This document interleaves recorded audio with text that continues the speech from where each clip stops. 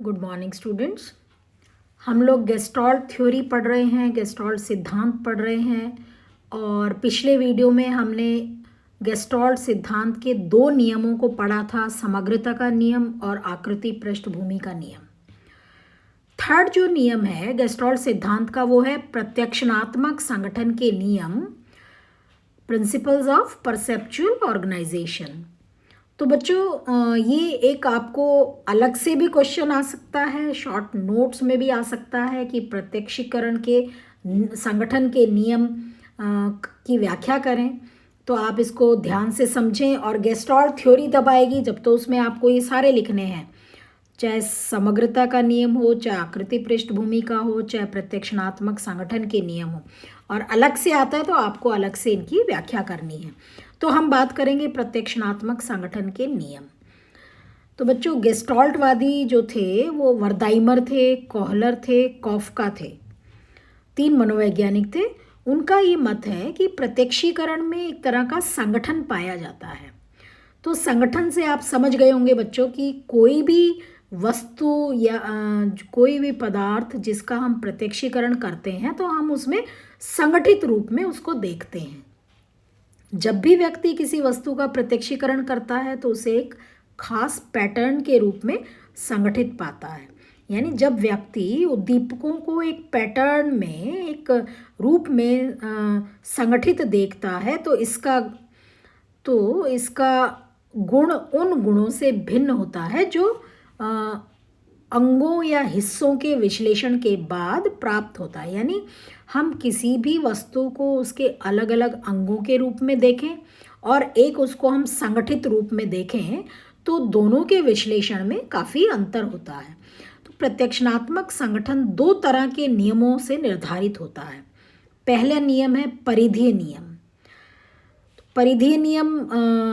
दूसरा है केंद्रीय नियम। परिधीय नियम में उन नियमों को रखते हैं जो उद्दीपक से संबंधित होते हैं, यानी वो नियम जो उद्दीपक की विशेषताओं से संबंधित होते हैं। और जो केंद्रीय नियम है वो नियम होते हैं जो जन्मजात होते हैं और व्यक्ति उन्हें अर्जित करता है और उन्हें सीखता है। यानी ऐसे नियम, उद्दीपकों के इन गुणों से संबंधित सभी नियम जन्मजात होते हैं, जो हमने परिधीय नियम की चर्चा करी। और जो सेंट्रल लॉज हैं, जो केंद्रीय नियम हैं, वो नियम जो है व्यक्ति वातावरण में आता है, उनको अर्जित करता है, उनको सीखता है। जैसे मान लीजिए अभिप्रेरणा, एटीट्यूड, है ना। तो ये जो नियम है या कोई मीनिंग, ये सब जो है सेंट्रल लॉज हैं जो कि व्यक्ति वातावरण में जब आता है, जब उसका विकास होता है तो उनको वो ग्रहण करता है, अर्जित करता है और ये जन्मजात नहीं होते। तो व्यक्ति अपने जीवन में जो है इनको ग्रहण करता है, अर्जित करता है। गेस्टॉल्टवादी जो हैं वो बेसिकली परिधीय नियमों पर बहुत अधिक बल डालते हैं। तो यहाँ पर हम परिधीय नियमों की बात करेंगे। पहले परिधीय नियमों में जो पहला नियम है वो है सन्निकटता का नियम या समीपता का नियम, प्रॉक्सिमिटी, लॉ ऑफ प्रॉक्सिमिटी, सन्निकटता या निकटता या समीपता। तो बच्चों दूसरा नियम जो है वो है समानता का नियम, सिमिलैरिटी। और तीसरा जो नियम है वो है सामंजस्य, एकोमोडेशन या सिमिट्री का नियम, सममिति का नियम। उनमें एक सिमिट्री होनी चाहिए वस्तुओं में। चौथा है अच्छी निरंतरता का नियम, कंटिन्यूएशन का नियम। पांचवा है समय गति का नियम, कॉमन फेट, सामान्य गति का नियम। और पांचवा है पूर्ति का नियम या बंदी का नियम, क्लोजर, लॉ ऑफ क्लोजर। तो बच्चों हम पहले नियम की बात करेंगे। पहला नियम है हमारा सन्निकटता का नियम।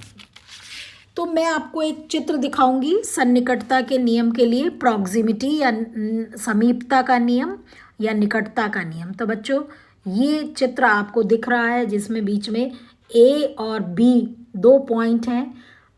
ए और बी, ये दोनों के दोनों जो फिगर आपको दिख रही हैं ये समीपता की फिगर हैं। यानी प्रत्यक्षणात्मक संगठन के इस नियम के अनुसार जो उद्दीपक एक दूसरे से समय या स्थान में नज़दीक होते हैं उन्हें व्यक्ति आपस में संगठित रूप में प्रत्यक्षीकरण करता है और उन्हें एक स्पष्ट आकृति के रूप में देखता है। जैसे ये चित्र जो आपको ए चित्र जो दिख रहा है उसमें जो वर्ग आपको स्क्वायर जो नज़र आ रहे हैं उनमें स्थान संबंधी निकटता है, यानी उनमें स्पेस नियरनेस से ये सभी वर्ग जो हैं 4 कॉलम में संगठित दिख रहे हैं। 1 2 3 4 बच्चों आपको ये 4 कॉलम दिख रहे हैं, इनमें ये सारे के सारे वर्ग जो हैं वो हमें रो में, पंक्ति में या एक कतार में संगठित रूप में दिख रहे हैं। यानी कि जो वस्तुएं एक दूसरे से या जो उद्दीपक एक दूसरे से समय और स्थान में नज़दीक होते हैं वो आपस में संगठित हो जाते हैं और हमें उनका एक स्पष्ट आकृति के रूप में वो हमें दिखाई देते हैं। इसी तरह से जो ये बी चित्र आपको दिख रहा है इसमें भी स्थान की निकटता है और स्थान की निकटता से ये सभी वर्ग जो हैं ये हमें 3 पंक्ति में 3 रो में संगठित दिख रहे हैं। अब हम बात करेंगे दूसरे नियम की। तो दूसरा नियम जो है वो है हमारा एक रूपता का नियम। इसको भी हम चित्र के माध्यम से समझेंगे। सिमिलैरिटी, एक रूपता या समानता का नियम। तो बच्चों इस नियम के अनुसार जो उद्दीपक एक दूसरे के समान होते हैं उन्हें व्यक्ति एक साथ संगठित करके प्रत्यक्षीकरण उनका करता है। जैसे आपको ये सी चित्र जो दिख रहा है एक रूपता या समानता का, इसमें जो सभी जो काले स्क्वायर हैं, काले वर्ग हैं वो एक समूह में, तथा जो वाइट हैं, जो वाइट वर्ग हैं, स्क्वायर हैं, वो एक दूसरे समूह में संगठित होकर हमें जो है कॉलम का प्रत्यक्षीकरण कराते हैं। उसी तरह से जो ये डी चित्र है उसमें जो सभी क्रॉस हैं, क्रॉस के जो निशान हैं और सभी जो सर्किल हैं वो एक साथ संगठित दिखते हैं क्योंकि सभी सर्किल आपस में समान हैं और उसी तरह से सभी क्रॉस भी जो हैं वो आपस में समान हैं। तो इस तरह से जो उद्दीपक एक दूसरे के समान होते हैं व्यक्ति उन्हें एक संगठित रूप में उनका प्रत्यक्षीकरण करता है। उसके बाद हम बात करेंगे सम्मिति का नियम या सामंजस्य का नियम। तो बच्चों हमने जो है वो निकटता का नियम फिगर के या चित्र के माध्यम से समझा। दूसरा हमने समानता या एक रूपता का नियम समझा और अब तीसरे नियम पर हम जाएंगे, वो है सामंजस्य का नियम या सम्मिति का नियम। तो ये ई और एफ 2 चित्र बच्चों आपको दिख रहे हैं। सामंजस्य के नियम में या सम्मिति के नियम में, ये जो सामंजस्य का नियम है इसे हम एक गुड फिगर का भी नियम कहते हैं, अच्छी आकृति का नियम भी, उत्तम आकृति का नियम भी कहते हैं। और इस नियम के अनुसार जो उद्दीपक अधिक सुडौल होते हैं या सिमिट्री उनमें होती है तो उसे व्यक्ति एक स्पष्ट आकृति के रूप में संगठित देखता है।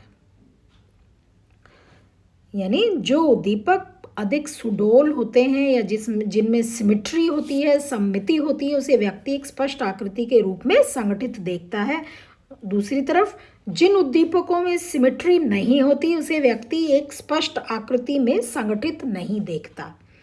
तो बच्चों ये जो ई चित्र है, ई आपको जो दिख रहा है, इसमें जो काली आकृति है वो अधिक संगठित और जो सम्मित है, यानी सिमिट्री है उसमें, जबकि जो वाइट आकृति आपको दिख रही है वो एसिमेट्रिकल है, असम्मित है या उसमें सामंजस्य नहीं है। परंतु जो आपको एफ आकृति जो दिख रही है उसमें जो वाइट आकृति है वो अधिक सिमेट्रिकल है और जो संगठित है, और जबकि जो काली आकृति है वो आपको असंगठित या असमिति या एसिमेट्रिकल वो आपको दिखाई देगी। तो इस तरह से जो इसको हम एक गुड आकृति कहते हैं, यानी जो उद्दीपक बहुत अधिक सुडौल होते हैं वो हमें जो है संगठित रूप में, जो सिमेट्रिकल लिए हुए होते हैं वो हमें संगठित रूप में दिखाई देते हैं। अब हम बात करेंगे गुड कंटिन्यूएशन की, अच्छी निरंतरता। तो ये जी आकृति जो है ये अच्छी निरंतरता को प्रकट कर रही है, यानी जिन उद्दीपकों में या उद्दीपकों के अंशों में एक ही दिशा में जाने या आने की निरंतरता, जिन उद्दीपकों में या उद्दीपक के जो अंश हैं, जो अलग अलग पार्ट हैं, वो एक ही दिशा में जा रहे हों या आ रहे हों, तो अगर ऐसी निरंतरता पाई जाती है तो उन्हें व्यक्ति एक समूह में संगठित रूप में प्रत्यक्षीकरण उनका करता है। जैसे ये जी आकृति आपको दिख रही है बच्चों, ये इसमें जो है व्यक्ति सभी बिंदुओं को एक स्पाइरल आकृति के रूप में, स्पाइरल जिसको हम हिंदी में कुंडलित बोलते हैं, आकृति के रूप में उसका प्रत्यक्षीकरण इसलिए करता है क्योंकि सभी बिंदुओं को एक निश्चित दिशा में प्रवाहित होते दिखाया गया है। तो ये जो निश्चित दिशा है इसमें कंटिन्यूटी मौजूद है, यानी ये निरंतर ये चल रही है आकृति। तो इसको हम ऐसे डॉट डॉट को हम बढ़ाते जाएंगे तो ये आकृति जो है बढ़ती जाएगी और निरंतरता इसमें होगी। तो इसलिए ये हमें एक संगठित रूप में हमें इसका प्रत्यक्षीकरण होता है। तो ये अच्छी निरंतरता का एग्जाम्पल है। उसके बाद हम बात करेंगे सामान्य गति का नियम, यानी प्रिंसिपल ऑफ कॉमन फेट, सामान्य गति। तो बच्चों ये एच चित्र जो है और आई चित्र जो है ये सामान्य गति का चित्र है। ये नियम क्या कहता है कि हमारा जो दृष्टि क्षेत्र है उसमें उपस्थित उद्दीपकों में जब सामान्य गति या परिवर्तन होते पाया जाता है तो उसे व्यक्ति एक खास पैटर्न में संगठित हुए प्रत्यक्षीकरण करता है। यानी जो उद्दीपक है हमारे दृष्टि क्षेत्र में, उनमें अगर सामान्य गति है और वो उनमें परिवर्तन है तो व्यक्ति उसे एक खास पैटर्न में, खास रूप में संगठित होकर उसका प्रत्यक्षीकरण करता है। एच आकृति और आई आकृति से हम इस नियम को दिखाने की कोशिश कर रहे हैं। जो एच है उसमें बिंदुओं का एक रैंडमली बिखराव दिखाया गया है ना, बिखरे हुए बिंदु नज़र आ रहे हैं। और आई में उन सभी बिंदुओं में से कुछ बिंदुओं को काला कर दिया गया है। तो जिसमें हमें अंग्रेज़ी का अक्षर एम, काले बिंदुओं पर अगर हम नज़र डालें तो हमें अंग्रेज़ी का जो अक्षर है एम का प्रत्यक्षीकरण होता है। और यदि इन काले बिंदुओं में गति उत्पन्न कर दी जाए तो इससे हमें अंग्रेज़ी का अक्षर एम का ही प्रत्यक्षीकरण होगा, जो इसलिए हो पाएगा क्योंकि इसमें एक सामान्य गति उत्पन्न हो जाती है। और गेस्टाल्टवादियों की जो शब्दावली है उसमें सामान्य परिवर्तन या गति उत्पन्न हो जाती है। तो इसको हम सामान्य गति का नियम कहते हैं। और जो लास्ट नियम है वो है हमारा बंदी का नियम या पूर्ति का नियम या क्लोजर बंदी। तो ये नियम ये कहता है कि व्यक्ति जो है उद्दीपक में खाली स्थानों को अपनी ओर से भरकर उसे एक संगठित रूप में देखता है। तो बच्चों ये जैसे स्क्वायर आपको दिख रहा है तो खाली स्थान है, लेकिन व्यक्ति जो है वो इन स्थानों को अपनी ओर से भर लेगा और उसको एक संगठित रूप में देखेगा। इसी तरह से ये सर्किल आपको दिख रहा है। तो जे चित्र जो है एक वृत्त या एक आयत का हम प्रत्यक्षीकरण करते हैं और इनके जो प्रारूप है, जो फॉर्म है, उसमें बहुत सारे खाली स्थान है और हम उन खाली स्थानों को अपनी ओर से ही भर के और एक उसको संगठित रूप में हम देखते हैं। तो इस तरह से ये परिधीय नियम है जो उद्दीपक की विशेषताओं से संबंधित है। तो बच्चों पहला नियम था हमारा समीपता का नियम, दूसरा समानता का नियम, तीसरा सामंजस्य का नियम, चौथा अच्छी निरंतरता का नियम, पांचवा सामान्य गति का नियम और छठा है बंदी का नियम, क्लोजर। तो ये जितनी भी फिगर्स मैंने आपको दिखाई हैं तो ये आपको एग्ज़ाम में बनानी है। जब प्रत्यक्षिक संगठन के नियम का जो क्वेश्चन आएगा या गेस्टाल्ट सिद्धांत का क्वेश्चन आएगा तो आपको ये बनाकर आनी है। उसके बाद हम बात करेंगे केंद्रीय नियम। तो केंद्रीय नियम में पहला नियम है हमारा प्रिंसिपल ऑफ सेट, वृत्ति का नियम। यानी हमारी जो मानसिक वृत्ति है, जो सेट है, जब व्यक्ति किसी उद्दीपक को देखता है तो उसके मन में एक विशेष तरह का मेंटल सेट या मानसिक वृत्ति उत्पन्न हो जाती है, जिसके कारण वो उद्दीपकों को संगठित रूप में देखता है। ठीक है, तो वृत्ति उत्पन्न होने से उद्दीपक में कुछ परिवर्तन भी यदि होता है तो व्यक्ति उसको पहले के रूप में ही उसको देखता है। उसके अलावा दूसरा है अर्थगर्भता का नियम। इस नियम के अनुसार सभी व्यक्तियों में एक जन्मजात प्रवृत्ति होती है जो प्रत्यक्षीकरण किए जाने वाले उद्दीपकों से बहुत अधिक अर्थ का अनुभव करने की प्रेरणा प्रदान करती है। तो जैसे सम्मिति है, उत्तम आकृति है, बंदी है, निरंतरता है, ये सभी जो हैं इस नियम से इनका सीधा संबंध है और उद्दीपकों के इन गुण के सहारे ही व्यक्ति एक तरह का अर्थ ढूंढने का प्रयास करता है। जैसे ये दो पंक्तियां जैसे मान लीजिए हैं, जिसमें लिखा हुआ है राम आकाश पिता पेड़, दूसरी पंक्ति है राम आम बाजार लाना। तो इसमें व्यक्ति जो है अर्थ ढूंढने का प्रयास करता है। ऊपर की जो पंक्ति है जिसमें ये 4 शब्द हैं राम आकाश पिता पेड़, तो इस जो पंक्ति है इसमें कोई अर्थ नहीं है, कोई अर्थगर्भता नहीं है। जबकि नीचे की जो पंक्ति मैंने बोली राम आम बाजार लाना, तो दूसरी पंक्ति के शब्दों में वो आपसी संबंध स्थापित करके पूर्ण वाक्य के रूप में उसको संगठित कर लेगा और उसका प्रत्यक्षीकरण करके उसको याद कर लेगा। जैसे राम बाजार से आम लाना। तो इस तरह से अर्थगर्भता का नियम, यानी जिन शब्दों में जिनको हम संगठित करें तो उसमें कोई ना कोई अर्थ निकले, तो उसको जो है व्यक्ति एक संगठित रूप में प्रत्यक्षीकरण करता है उसका और उसको याद कर लेता है। और नेक्स्ट नियम है अर्थ का नियम।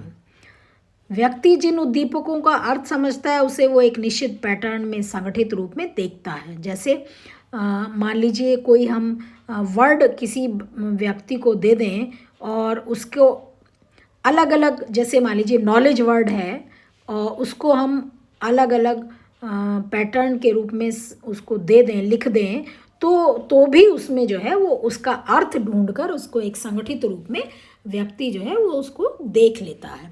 और लास्ट हमारा जो नियम है वो है प्रेरणात्मक नियम। तो बहुत से प्रयोग ऐसे किए गए हैं जिनसे स्पष्ट होता है कि प्रत्यक्षणात्मक संगठन पर व्यक्ति की जो अभिप्रेरणा, हमारी अभिप्रेरणाएं जैसे भूख है, प्यास है, वैल्यूज़ हैं, उनका तीव्र प्रभाव पड़ता है। तो इन कारकों से व्यक्ति का प्रत्यक्षीकरण जो है वो संगठित होता है और उससे उद्दीपक में एक निश्चित पैटर्न दिखाई देता है। तो इस तरह से बच्चों ये हमारे प्रत्यक्षिक संगठन के कुछ नियम थे जिनको हमने पढ़ा। परिधीय नियम जो उद्दीपक से संबंधित हैं और दूसरे थे हमारे केंद्रीय नियम जिनको कि व्यक्ति वातावरण में जब आता है, जब उसका विकास होता है तो उनको वो ग्रहण करता है, अर्जित करता है और उसी आधार पर उद्दीपकों का प्रत्यक्षीकरण करता है। तो ये एक हमारा छोटा टॉपिक था प्रत्यक्षीकरण के चैप्टर में, जिसका नाम था प्रत्यक्षणात्मक संगठन के नियम। गेस्टॉल्ट सिद्धांत हम कर रहे हैं और गेस्टॉल्ट सिद्धांत में बच्चों हमने पिछले वीडियो में 2 नियम करे थे गेस्टॉल्ट सिद्धांत के। पहला था समग्रता का नियम, दूसरा था आकृति पृष्ठभूमि का नियम, और आज के वीडियो में हमने किया है प्रत्यक्षणात्मक संगठन के नियम। ये गेस्टॉल्ट थ्योरी का एक नियम है, एक भाग है। तो ये शॉर्ट नोट्स में आ सकता है, फुल क्वेश्चन के रूप में आ सकता है, और जो भी मैंने आपको ये आकृतियाँ दिखाई हैं बच्चों, ये सब आपको एग्ज़ाम में बनानी है। इसको अरुण कुमार सिंह की बुक में आपको ये टॉपिक मिलेगा और प्रत्यक्षीकरण और संवेदना के चैप्टर में, तो आप इसको उसमें स्टडी करें। Thank you.